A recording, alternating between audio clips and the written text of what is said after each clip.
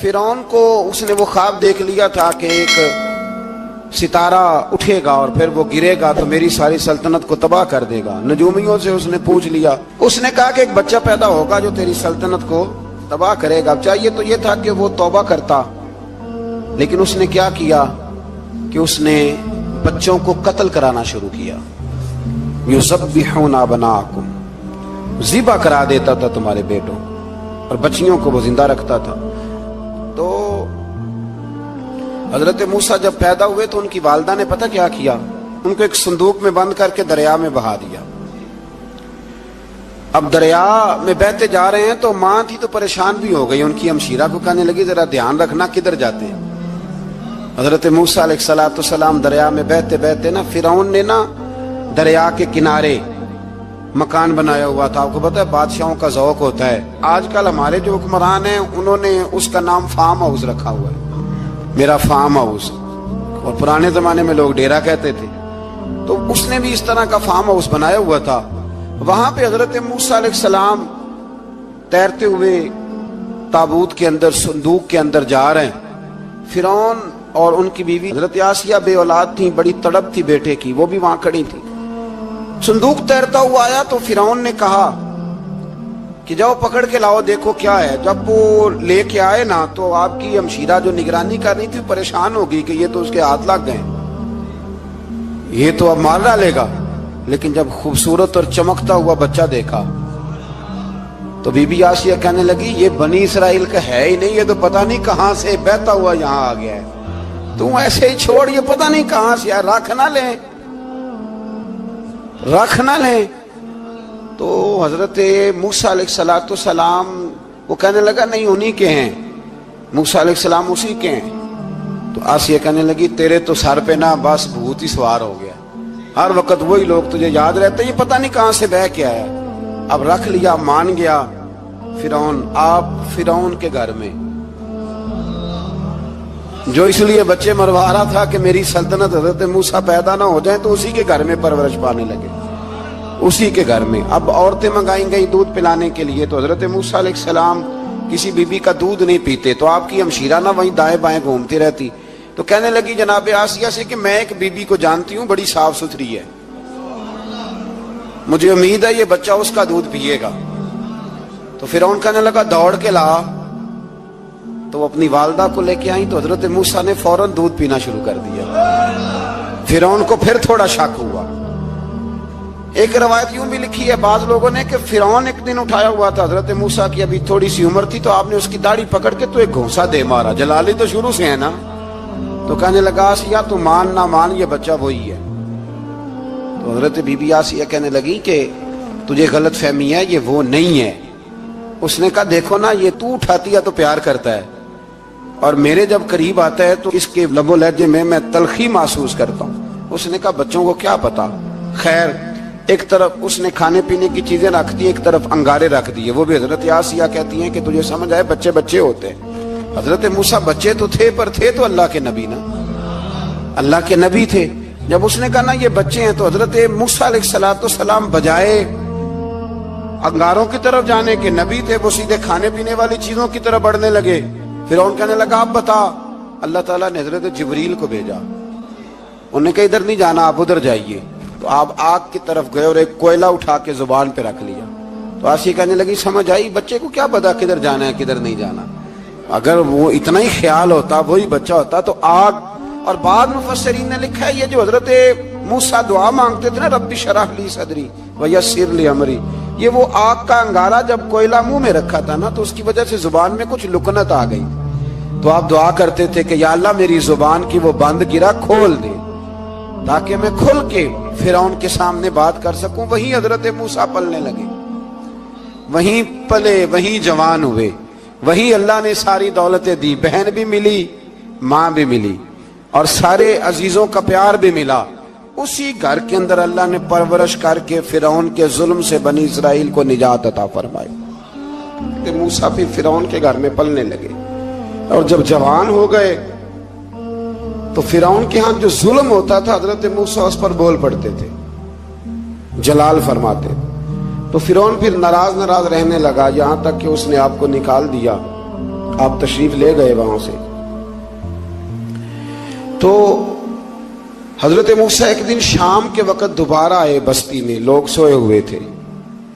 تو دو آدمی، ایک بنی اسرائیل میں سے اور ایک فرعون کی اپنی قوم میں سے، وہ دونوں آپس میں جھگڑ رہے تھے. لیکن وہ جو حضرت موسیٰ کی بنی اسرائیل کی قوم کا شخص تھا، اس پر وہ قبطی، وہ جو فرعون کے قریبی لوگوں میں سے تھا، وہ ظلم کر رہا تھا اور بوجھ اٹھانے کی بات کر رہا تھا. اب اس نے حضرت موسیٰ کو پکارا کہ یہ دیکھے میرے ساتھ کس طرح کی بات کر رہا ہے. تو حضرت موسیٰ کا ارادہ بھی نہیں تھا، آپ نے بس اس کو سمجھایا. پر کچھ لوگوں کو سمجھ، تو حضرت موسیٰ نے پھر ایک مکہ مارا، ایک گھونسا مارا، صرف ایک ہی. یہ کئی تگڑے اور دلیر اس طرح کے بھی ہوتے ہیں کہ گھونسا ایک بھی برداشت نہیں کرتے. وہ ایک مارا، آدمی دھڑام سے زمین پہ گرا اور ماری گیا. حضرت موسیٰ کا ارادہ نہیں تھا لیکن وہ مر گیا. حضرت موسیٰ علیہ السلام نے اس بات پر اپنے رب سے استغفار بھی فرمائی. قرآن کہتا ہے کہ انہوں نے معافی چاہی کہ اللہ میرا ارادہ نہیں تھا. بہرحال اگلے دن نا حضرت موسیٰ دوبارہ آئے. وہ سنا کرتے تھے نا ہم کہ بیوقوف دوست سے عقل مند دشمن بہتر ہوتا ہے. وہ کم از کم دشمنی تو عقل مندی سے کرتا ہے نا، لیکن جو بیوقوف دوست ہو بیوقوفی. حضرت موسیٰ دوبارہ آئے تو وہ بنی اسرائیلی اگلے دن کسی اور سے جھگڑا کر رہا تھا. پھر اس نے مدد کے لیے پکارا تو حضرت موسیٰ کہنے لگے مجھے لگتا یہ ہے کہ تیری عادت ہے، تو خود بڑا جھگڑالو ہے، تو نے روز نیا جھگڑا شروع کیا ہوتا ہے. حضرت موسیٰ جب اس کی طرف بڑے نہ ڈانٹنے کے لیے تو اس نے شور کرنا شروع کر دیا. کہنے لگتا ہے جس طرح آپ نے اسے کل قتل کیا تھا مجھے بھی قتل ہی کریں گے. یہ انسانوں کا مزاج ہے کہ آپ جب تک کسی کے طبیعت کے مطابق چلیں گے وہ راضی رہتا ہے، اور ذرا آپ اس کی طبیعت سے ہٹتے ہیں تو وہ شور کرتا ہے. اس نے کہا جی آپ مجھے بھی لگتا ہے ماریں گے. حضرت موسیٰ کلیم اللہ علی نبینا علیہ السلام کے بارے میں جب اس نے شور کیا تو بات پھر فرعون کے دربار تک گئی. وہ تو پہلے ہی بہانہ تلاش کر رہا تھا. اس نے کہا ڈھونڈو، پکڑو اور معاذ اللہ شہید کریں گے. کسی نے آ کے خبر دی کہ آپ جہاں سے ہجرت کر جائیں، اس لیے کہ آپ کے لیے یہاں حالات درست. اور بھائی یہ چھوڑ دیا کریں بات کہ فلاں آدمی کے حق میں فلاں جگہ حالات کیسے خراب ہوئے. تو نبی کریم علیہ السلام مکہ چھوڑ کے کیوں آئے؟ حضرت موسیٰ علیہ السلام نے ہجرت کیوں فرمائی؟ یہ ایک ایسی عجیب بحث ہے جس کو لوگ بلا وجہ چھوڑ دیتے، بلا وجہ چھیڑ دیتے. اور بالخصوص ایک خاتون نے ایک دفعہ مجھے پیغام دیا تو میں بڑی اس کی بات سن کے مجھے عجیب لگا. وہ کہنے لگی کہ دوسری جگہ میری شادی ہوئی ہے، مجھے طلاق ہو گئی تھی، تو مجھے ایک تانا روز سننے کو ملتا ہے تو اتنی اچھی ہوتی تو وہاں نہ رہ لیتی. تو بھئی یہ کوئی تانے والی بات ہے؟ کوئی ضروری ہے کہ بیوی غلط ہوتی ہے تو طلاق ہوتی ہے؟ اللہ کے محبوب علیہ السلام کی دو صاحبزادیوں کو ابو لہب کے دو بیٹوں نے طلاق بھیج دی تھی. کس کی غلطی تھی؟ تو آپ کیا کہہ سکتے ہیں یہاں کیوں طلاق؟ تو اتنی جلدی بات تھوڑی کر دیں گے آپ، تھوڑی احتیاط فرمائیں بولنے میں. تو حضرت موسیٰ علیہ السلام وہاں سے نکلے اور آپ مدین کی طرف چلے گئے. مدین وہ علاقہ تھا جہاں فرعون کی حکومت کوئی نہیں تھی. حضرت موسیٰ جیسے ہی وہاں پہنچے تو ان کے اندر ایک جذبہ تھا، ظلم ہوتا نہیں دیکھ سکتے. جب وہاں پہنچے تو انہوں نے دیکھا لوگ اپنے اپنے جانوروں کو گھاٹ پہ پانی پلا رہے ہیں اور دو خواتین ہیں وہ بالکل پیچھے کھڑی ہیں. تو حضرت موسیٰ کلیم آگے بڑھ کے کہنے لگے تم کیوں نہیں پانی پلاتی؟ تو وہ کہنے لگی ہمارا بھائی کوئی نہیں، باپ ہمارا بوڑھا ہے. اللہ اکبر. مجبوری یہ ہے، ہم ہیں بھی پردہ دار گھرانے کی، مجبوری ہماری یہ ہے کہ جب تک یہ سارے لوگ پانی پلا نہیں لیں گے اتنی دیر تک ہماری باری نہیں آئے گی. تو حضرت موسیٰ کلیم اللہ علیہ السلام فرمانے لگے اچھا یہ بات ہے تو جانور مجھے دو. وہ ہو یہ رہا تھا کہ چونکہ مرد پانی پلا رہے تھے تو اور جتنے بھی مرد آتے جاتے تھے وہ گھستے جاتے تھے اور عورتیں بیچاری کھڑی تھیں. حضرت موسیٰ جھٹ سے آگے بڑھے، پیچھے ہٹو. ان دو خواتین پاک باز عورتوں کے جانوروں کو پانی پلایا اور پھر آپ دوبارہ وہیں بیٹھ گئے. وہ بیبیاں جلدی جلدی گھر گئیں، جا کے اپنے والد سے کہنے لگی ابا جی کمال ہو گیا، اس بستی میں ایک ایسا آدمی ملا ہے جو عورتوں کی طرف دیکھتا ہے تو نیکی کرنے کے لیے آگے بڑھتا ہے، جو مجبور اور بے کس کے لیے اچھے جذبات رکھتا ہے. فرمایا جلدی لاؤ. कुछ मुफस्सिरीन और तरफ भी गए हैं, लेकिन जमहूर ने लिखा है कि वो हजरत शुएब अलैहिस्सलाम थे। हजरत शुएब ने घर बुलाया, अपनी एक बेटी को भेजा, फरमाया बेटे बुला के लाओ। वो जब घर आए तो आप फरमाने लगे आप मेरे साथ उजरत तय कर लें, 8 साल या 10 साल आप मेरी बकरियों को चराएं, मेरे घर में रहें। और फिर फौरन ही फरमाने लगे अगर आप हमारे घर में रहेंगे, देखभाल करेंगे, तो मैं अपनी एक बेटी का निकाह भी आपके साथ कर दूंगा। तो 8 से 10 साल हजरत मूसा ने वहां क़याम फरमाया।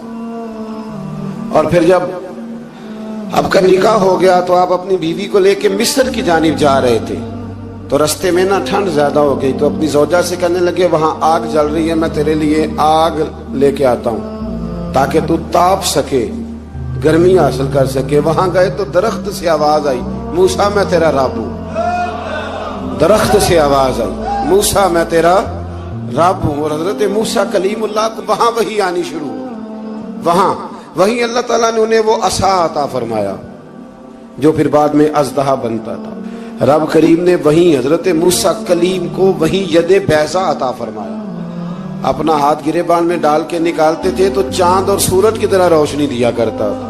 यदे बैज़ा लिए बैठे हैं अपनी। मैं कभी कभी कहा करता हूं कि मौला के देने के अंदाज बड़े अनोखे हैं। भाई यूसुफ को कुएं में फेंकते हैं तो अल्लाह मिस्र का हुक्मरान बना देता। तो फिर हजरत मूसा वहां से वापिस आए और आकर के आपने दोबारा वो सारा निजाम जिंदगी शुरू फरमाया। मूसा अलैहिस्सलाम ने उनको दावत हक दी और कहा कि मैं तुम्हारे पास वाज़े निशानियां लाया हूं, बनी इसराइल को मेरे साथ भेज दो। फिरौन ने मोजज़ात पेश करने के लिए कहा तो हजरत मूसा अलैहिस्सलाम ने अपना असा जमीन पे डाला, अपना असा, अपनी छड़ी, अपना डंडा जमीन पे डाला तो वो एक वाज़े अज़दहा बन गया। फिर हजरत सय्यदना मूसा अलैहिस्सलाम ने अपना हाथ गिरेबान से निकाला तो वो देखने वालों के लिए रोशन हो गया, हाथ के अंदर नूर पैदा हो गया। यदे बैज़ा लिए बैठे हैं अपनी आस्तीनों में। फिरौन के सरदारों ने हक को कबूल करने की बजाय इसे जादू करार दे दिया और कहा कि ये तुम्हें अपने मुल्क से निकालना चाहता है। उन्होंने कहा इस मामले को जरा ढील दो और जादूगरों को जमा करो। जादूगर आए, उन्होंने फिरौन से कहा कि हम हजरत मूसा के मुकाबले में जादू तो दिखाएंगे माज़अल्लाह, लेकिन अगर हम गालिब आ गए तो फिर हमारा इनाम क्या होगा? सौदा पहले तय कर रहे हैं, क्या इनाम मिलेगा? उसने कहा कि अगर तुम गालिब आ गए तो मैं तुम्हें अपना करीबी बना लूंगा। बादशाहों का करीबी होना भी तो बड़ी बात है ना, लोग बड़े पापड़ बेलते हैं करीबी होने के लिए। और ये जो करीबी होते हैं ना, बिलखुसूस जो बादशाहों के करीबी होते हैं, बादशाहों की तबाही का सबब भी यही लोग ही बनते हैं। ये उनको रोज खबर देते हैं कि सब अच्छा है, सब अच्छा है। और दुनिया के ज्यादातर हुक्मरान इन्हीं लोगों की वजह से तबाह होते हैं, क्योंकि उनका खुद अवाम से राब्ता नहीं रहता। अगर वो खुद अवाम के साथ डायरेक्ट राब्ता करें तो शायद उन्हें अच्छी और साफ सुथरी चीजें समझने को मिल जाए। खैर, जादूगरों ने जब कहा हमें क्या दोगे, तो उसने कहा तुम्हें करीबी बना लूंगा। जादूगरों ने मूसा अलैहिस्सलाम से कहा कि आप पहल करेंगे या हम पहल करें? तो मूसा अलैहिस्सलाम ने कहा तुम पहल करो। जब जादूगरों ने अपनी रस्सियां जमीन पे डाली तो लोगों की निगाहों को सहर ज़दा कर दिया, जादू कर दिया और उन्हें डरवा दिया। उन्होंने कहा ये तो बड़ा जादू ले आए। तो अल्लाह ताला ने हजरत मूसा अलैहिस्सलाम को हुक्म दिया कि आप भी अपना असा जमीन पे डालें। उनकी रस्सियां सांप बन गई थी ना, दरअसल वो सांप बनी नहीं थी, लोगों की आंखों पर जादू हो गया था, उन्हें सांप नजर आ रहा था। फरमाया आप भी अपना असा जमीन पे डालें। वो असा सांप बना और जादूगरों की सारी चीजों को निगल ही गया। उनकी बहुत सारी रस्सियां सांप बनी थी, इनका एक ही असा सांप बना और सबको निगल गया। इस तरह के मोजज़े की हकानियत और जादूगरों का बुतलान साबित हुआ और फिरौनी रुसवा हो गए। जादूगर सजदे में गिर गए और अल्लाह पर ईमान ले आए। फिरौन ने उन्हें धमकी दी कि तुम मेरी इजाजत के बगैर ईमान ले आए हो, मैं तुम्हारे हाथ और पांव मुखालिफ सिमत से काट दूंगा, यानी उल्टा हाथ काट दूंगा, सीधा पैर काट दूंगा। मेरी बगैर इजाजत ईमान ले आए हो और तुम्हें सूली पे भी चढ़वा दूंगा। उन्होंने कहा कि ईमान लाने की पादाश में तुम हमें सजा देना चाहते हो। फिर उन्होंने अल्लाह ताला से सब्र और इस्तकामत की दुआ की اس کے بعد فرعون نے بنی اسرائیل کے بیٹوں کو قتل کرنے کی اور بیٹیوں کو زندہ چھوڑنے کا حکم دے دیا۔ موسیٰ علیہ السلام نے قوم کو صبر کی تلقین کی اور کہا کہ نیک انجام اہل تقوی کے لیے۔ یہاں ایک لطیف بات ہمارے صوفیاء نے بھی لکھی ہے۔ صوفیاء کہتے ہیں کہ فرعون نے کلمہ نہیں پڑھا پر جادوگر کلمہ پڑھ گئے۔ وہ کس طرح کلمہ پڑھ گئے؟ تو کہنے لگے دراصل انہوں نے آتے ہی حضرت موسیٰ کا ادب بڑا کیا تھا۔ جادوگر حضرت موسیٰ کے مقابلے میں آ کے بھی ان سے کہتے ہیں کہ رسیاں آپ پہلے ڈالیں گے کہ ہم ڈالیں، آپ اصحاب پہلے رکھیں گے کہ ہم رکھیں؟ تو اتنا سا ادب کیا تو رب کریم نے فرمایا جو نبی کا ادب کرے وہ بے ایمان نہیں رہ سکتا، جو نبی کا ادب کرے وہ بے ایمان نہیں رہ سکتا، اور جو نبی کی بے ادبی کرے وہ ایماندار نہیں رہ سکتا۔ ختم ہو گئی بات۔ یہاں ہمارے صوفیاء نے یہ بات لکھی ہے کہ چونکہ انہوں نے آتے ہی کہا تھا کہ آپ پہلے ڈالیں گے یا ہم پہلے ڈالیں، تو حضرت موسیٰ سے انہوں نے پوچھ لیا، نبی کے پوچھے بغیر پہل نہیں کی تو اللہ نے انہیں ایمان کی دولت عطا کر دی۔ اللہ تعالیٰ نے فرعونیوں پر قحط سالی کا عذاب نازل کیا۔ فرعونیوں کا طریقہ یہ تھا کہ اچھائی کو اپنا کمال گردانتے تھے، کہتے تھے یہ ہماری طرف سے، اور برائی کو معاذ اللہ بدشگونی کے طور پر موسیٰ علیہ السلام کی طرف منسوب کرتے تھے، کہتے تھے معاذ اللہ آپ کی وجہ سے یہ سارا کچھ ہو رہا ہے۔ ہوتے نا نہیں کہتے ہیں جب سے میں وہاں گیا ہوں تب سے، ہمارے بزرگ ایک لطیفہ بھی سنایا کرتے تھے کہ کسی زمیندار نے نماز پڑھنی شروع کی تھی تو اس کے جانور مرنے شروع ہو گئے۔ اب لوگ سمجھتے ہیں کہ معاذ اللہ شاید یہ کسی بزرگ کے سبب سے ایسا ہے، حالانکہ یہ تو اللہ کی طرف سے آزمائش ہوتی ہے، اس کی حکمتیں ہوتی ہیں۔ اللہ تبارک و تعالیٰ نے ان پر عذاب کیا نازل کیا؟ آیت نمبر 130 اور 143 کا بھی آپ سورہ اعراف کی پڑھیں تو اللہ تعالیٰ نے ان پر ٹڈیوں کا، جموں کا، مینڈکوں کا اور خون کا عذاب نازل کیا۔ یہ کس قسم کا عذاب ہے؟ جمعے پڑ گئے، ٹڈیاں آ گئیں، یہ اللہ نے عذاب نازل کیا۔ جب وہ عذاب میں مبتلا ہوئے تو موسیٰ علیہ السلام سے کہا کہ آپ اللہ سے دعا کریں کہ ہم سے یہ عذاب ٹل جائے، اگر ایسا ہوا تو ہم ایمان لے آئیں گے، بنی اسرائیل کو بھی آزاد کر دیں گے۔ لیکن موسیٰ علیہ السلام کی دعا کے نتیجے میں جب عذاب ٹل جانے کے بعد فرعونی پھر اپنے وعدے سے پھر گئے۔ بنو قریظہ والوں نے بھی کئی دفعہ حضور سے وعدے کیے پر اپنے وعدوں پر قائم۔ ایک بات آپ سے یہاں روک کے عرض کر دوں، ہم بھی کئی دفعہ کہتے ہیں ذرا بریک کبھی گاڑی کی نہیں نہ لگتی تو ہم ارادہ کرتے ہیں کہ آج سے ہی نماز شروع کر دینی، ذرا طبیعت زیادہ لیل ہوتی ہے تو ارادہ کرتے ہیں نا کہ بھائی آج کے بعد ہم نے نیک، پھر کیا ہوتا ہے شفا ہو گئی تو چھٹی ہو گئی۔ یہ طریقہ درست نہیں، یہ تو کفار کا طریقہ بیان کیا نا قرآن پاک نے۔ یہاں فرمایا جب اللہ تبارک و تعالیٰ نے انہیں نجات دے دی تو اپنے وعدے سے مکر گئے، تو پھر اللہ تبارک و تعالیٰ نے بنی اسرائیل کو سمندر پار کر کے ایسی قوم کے پاس پہنچا دیا جو بتوں کی پرستش کرتی تھی، وہ تو بچ گئے لیکن فرعونی سارے دریا کے اندر غرق ہو گئے۔ حضرت موسیٰ علیہ السلام سے کہنے لگے کہ ہمارے لیے بھی یہ خدا بنا دیجئے۔ حضرت موسیٰ علیہ السلام نے فرمایا بت پرستی کرنے والے جاہل ہیں۔ یہ بت پرست قوم کے پاس جب گئے نا بنی اسرائیل والے، بت پوجتے ہوئے دیکھا تو کہنے لگے ہمارے لیے بھی سامنے بنا کے رکھ دو۔ فرمایا یہ تو جاہل ہیں، تم انہیں دیکھ کے اثر قبول کر رہے ہو، اور اپنی جاہلیت کے باعث یہ ہلاک ہونے والے بھی ہیں۔ پھر اللہ تعالیٰ نے بنی اسرائیل پر اپنی نعمتوں کا ذکر فرمایا، اور موسیٰ علیہ السلام نے اپنی قوم میں ہارون علیہ السلام کو اپنا جانشین فرمایا اور کوہ طور پر تشریف لے گئے۔ اللہ نے فرمایا وہاں آ جائیں، میں آپ کو تورات عطا کرتا ہوں۔ 40 دن کا یہ عرصہ تھا۔ موسیٰ علیہ السلام نے وہاں پہ جا کے، وہ سارا واقعہ بھی انہی آیات میں ہے کہ حضرت موسیٰ نے عرض کیا تھا کہ رب ارنی، یا اللہ میں تجھے دیکھنا چاہتا ہوں، تو فرمایا لن ترانی، تو نہیں دیکھ سکتا۔ وہ بھی یہاں اللہ نے ذکر فرمایا۔ پھر اللہ تعالیٰ نے اپنی ایک تجلی جب کوہ طور پہ ڈالی تو حضرت موسیٰ علیہ السلام تاب نہ لا سکے اور بے ہوش ہو گئے، اور پہاڑ بھی ریزہ ریزہ ہو گیا۔ اس کا ذکر بھی اللہ نے انہی آیات میں فرمایا۔ آیت نمبر 144 سے 155 تک حضرت موسیٰ علیہ السلام کو رسالت عطا کرنے، کلیم اللہ کا منصب عطا کرنے، تورات عطا کرنے کا ذکر ہے۔ آگے چل کے بتایا کہ جو متکبر لوگ ہیں نا وہ آیات الہیہ سے منہ پھیرتے، اور جو لوگ اللہ کی آیات اور قیامت کو جھٹلاتے ہیں ان کے اعمال باطل ہیں۔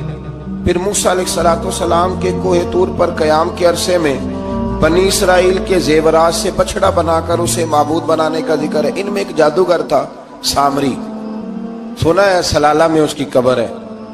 حضرت موسیٰ کوہ طور پہ چلے گئے تو اس نے پیچھے سے سونے کا ایک بچڑا بنا لیا، اس میں سونے کی تاریں اس کے منہ میں لگائیں، ہوا چلتی تھی تو بجتی تھی۔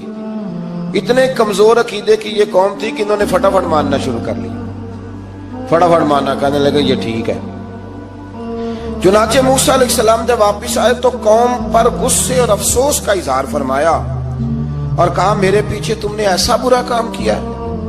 انہوں نے تورات کی تختیاں بھی زمین پہ ڈالی اور اپنے بھائی ہارون علیہ السلام کا سر پکڑ کے اس سے جواب طلبی کی۔ انہوں نے کہا اے میرے ماں جائے، بڑے خوبصورت لفظ ہے قرآن پاک، اے میرے ماں جائے، اے میرے بھائی، قوم نے مجھے بے بس کر دیا اور قریب تھا کہ یہ مجھے قتل بھی کر دیتے۔ اب آپ مجھ پر سختی کر کے دشمنوں کو ہنسنے کا موقع نہ دیں، کبھی بھی دشمنوں کو اپنے اوپر ہنسنے کا موقع نہ دینا چاہیے۔ پھر آیت نمبر 151 میں موسیٰ علیہ السلام کی دعا اور کلمات استغفار کا ذکر ہے۔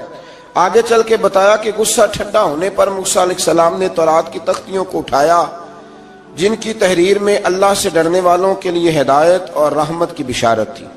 آیت نمبر 156 سے لے کر 158 تک میں موسیٰ علیہ السلام کی دعا کا ذکر ہے، جس میں انہوں نے اپنی قوم کے لیے اللہ تعالیٰ سے دنیا اور آخرت کی بھلائی مانگی۔ اللہ تعالیٰ نے فرمایا یہ کامل نعمت میں ان لوگوں کو عطا کروں گا جو ایمان کے ساتھ تقوی بھی اختیار کریں گے، یہ انہیں ملے۔ فی اللہ چمبے دی بوٹی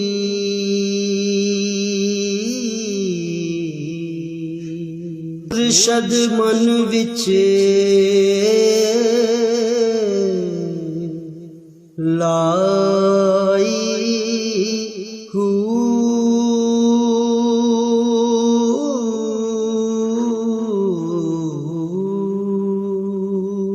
اس بات دا پانی